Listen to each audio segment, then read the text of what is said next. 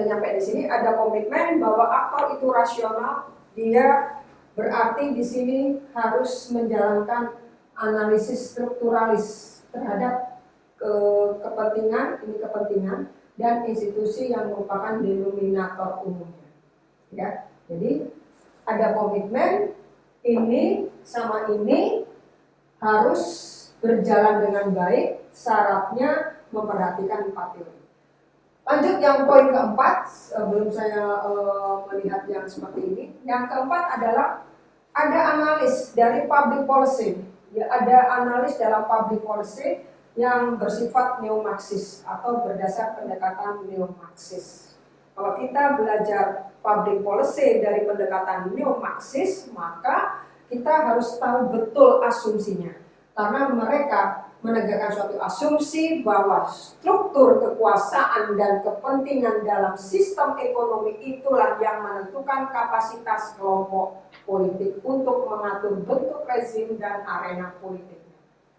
Nah, yang sekarang terjadi di Indonesia mungkin ya ini.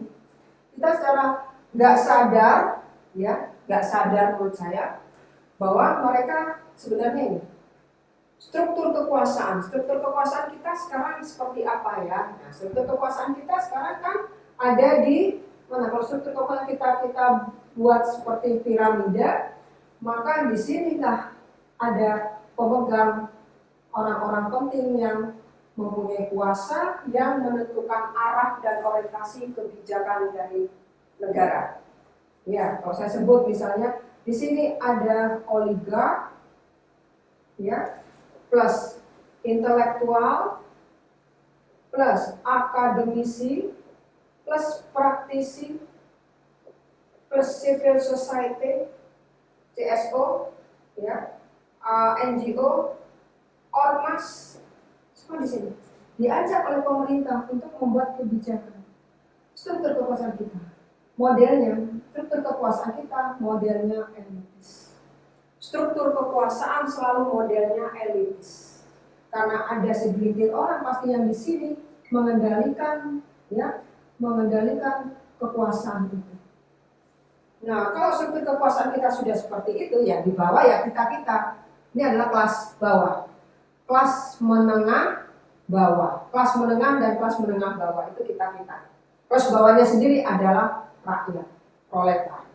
Problemnya di sini yang proletar mungkin tidak dilibatkan, kelas menengah bawah mungkin tidak dilibatkan, yang dilibatkan adalah kelas menengah atas yang bisa meloncat juga masuk ke dalam sistem utama dari pembuat kebijakan itu. Dan kalau kita namanya dibilang ring 1 gitu ya, ada di istana.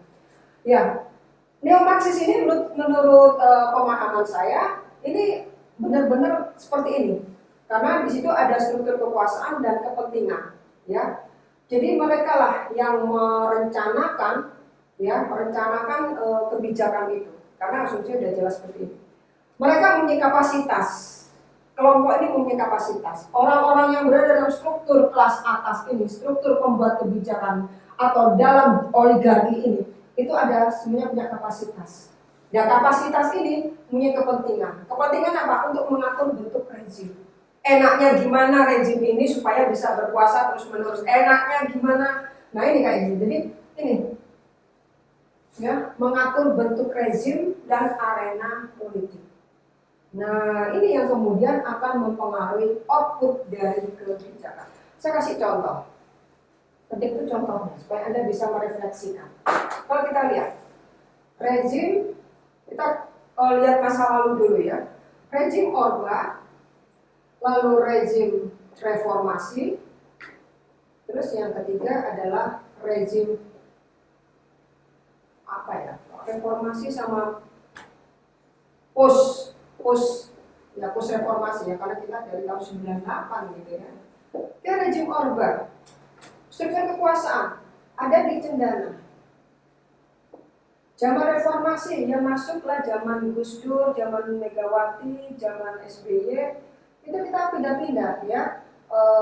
Kalau Gus Dur itu ya di dekat rumahnya itu apa namanya? Rumahnya Gus Dur? Bukan. Kalau Bu Megawati dulu yang dekat lupa ya. Kalau yang Pak SBY itu ada di Cikeas, ya, kayak gitu ya. Lalu sekarang rejim pos reformasi ya. Pak Joko Widodo itu kadang-kadang beliau ada di Istana Bogor gitu ya, ada di Istana Negara itu gitu ya. Nah problemnya sekarang ini kita perhatikan mengatur bentuk rejim. Nah kita sudah namaikan rejimnya, maka kita bisa namai rejim Orba, rejim reformasi atau rejim pos reformasi. Dia membuat arena politik. Dia membuat arena politik. Membangun arena politik sendiri kan.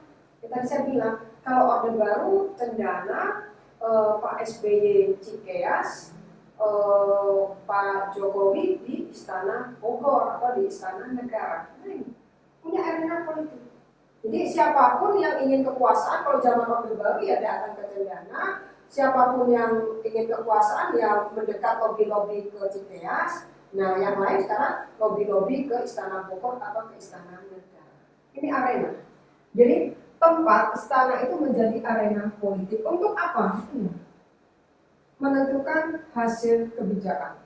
Untuk menentukan output dan outcome dari kebijakan. Apa yang dibicarakan oleh pemerintah ketika berada di dalam arena politik. Jadi ketika sudah berada di arena politik, ya, kebijakan yang tadinya misalnya adalah masukannya dari mana? BBM turunkan harga BBM turun. Masuk arena politik. Hasilnya apa? BBM tidak turun, tapi pemerintah memberlakukan kebijakan tunggal BBM. Ya, BBM tidak turun, tapi pemerintah di sini. Semua harga BBM jenis ini adalah misalnya 7.500 harga pertalite. Ya, jadi tidak ada harga yang lebih murah dari ini. Jadi pemerintah nggak menurunkan pertama, nggak menurunkan pertalite, tidak menurunkan premium, tapi pemerintah menghilangkan premium, tapi membentuk harga baru yang namanya pertalite dengan harga berapa sekarang pertalite? 7.250 atau berapa ya. Jadi apa? Yang saya ingin katakan kepada Anda sudah gini. Arena politik itu sebenarnya hasil dari ini. Jadi arena politik, jadi kok begini loh. Kenapa kebijakan ini lahir di suatu tempat ini, gitu loh. Itu karena ini, ya, struktur. Jadi yang ada yang bisa membuat kebijakan atau mempengaruhi kebijakan publik itu karena apa? Karena struktur kekuasaan. Ya, karena struktur kekuasaan. Kalau saya gambarkan lagi supaya Anda lebih jelas, karena ini implementasi ya. Kalau kita bicara tentang good government, saya gambar lagi. Kalau kita lihat struktur kekuasaan, ya, plus kepentingan sistem ekonomi itu yang menentukan kapasitas dari kelompok politik. Jadi ada kelompok politik yang mengatur bentuk rezim. Kelompok politik masuk mengatur rezim.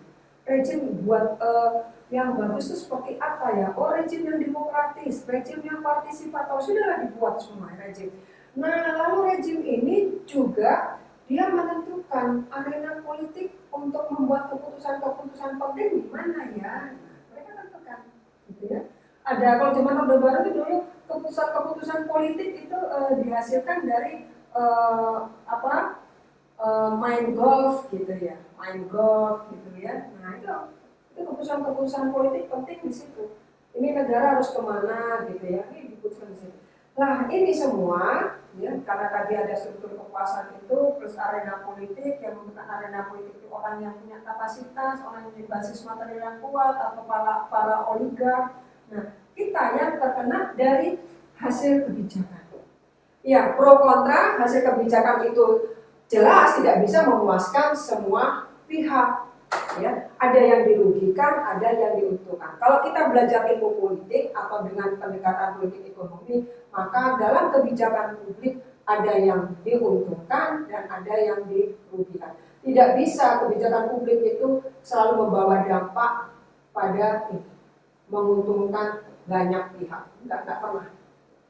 Ya, tidak pernah. Karena apa? Ya ini.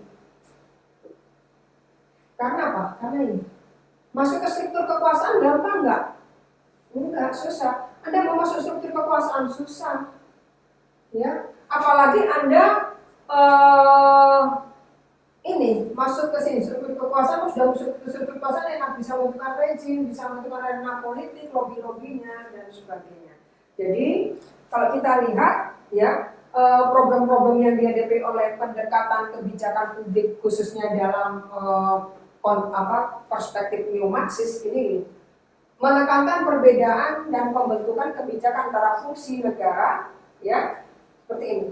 Kebanyakan fungsi negara itu yang ada di kita ya, saya negara lain nggak tahu. Di negara kita kalau membuat kebijakan publik, misalnya membangun kereta api, maka yang ngurus lahannya itu adalah negara, yang pasang rel adalah negara, ya. Negara itu artinya pemerintah pusat, sementara yang membangun stasiunnya, membangun fasilitas angkotnya itu baru pemerintah daerah. So begini. Jadi kalau kita menganalisis kebijakan publik dari perspektif neo-Marxis, maka intinya di sini bahwa kalau negara inilah yang menentukan atau punya kewajiban untuk menjalankan perannya, menyediakan infrastruktur dan menyediakan atau membuat kebijakan sosial yang cenderung bisa menguntungkan banyak pihak. Itu poinnya. Oke. Kalau saya kasih contoh, kalau Anda nggak percaya, kita kasih contoh bahwa kita itu sebenarnya kemana? Kalau saya tadi bilang di sini, teori sosiologi itu sebenarnya nggak berlaku. Yang berlaku yang tadi itu, cuma yang koalisi rezim dan teori sistem internasional itu kayaknya yang dipakai oleh pemerintah. Ya, 2 dari 4 hipotesis yang bersaing, yang saya tulis itu yang 1 tadi enggak, yang nomor 2 dan nomor 4 yang cenderung berlaku di negara